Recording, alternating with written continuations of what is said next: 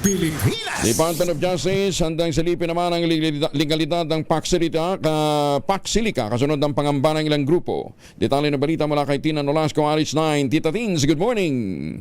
Magandang umaga, Kuyang Angel. Tiniyak ng Department of Justice o DOJ ang kahandaan nito na suriin ang legalidad at mga kasunduan sa ilalim ng International Initiative na Paksilica. Sakaling umabot ito sa kanilang jurisdiksyon, isinagawa ng departamento ang pahayag kasunod ng mga pangamba mula sa iba't ibang sektor hinggil sa transparency at posibleng pagpapalayas sa mga lokal na komunidad na maaapektuhan ng nasabing AI Hub.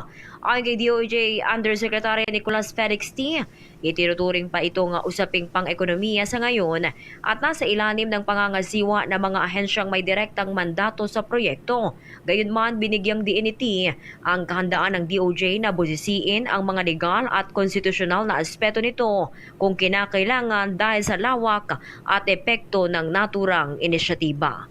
Ito si RH9 Tina Nolasco para sa DZRH, una sa Pilipinas, una sa Pilipinas. Maraming salamat, Tina.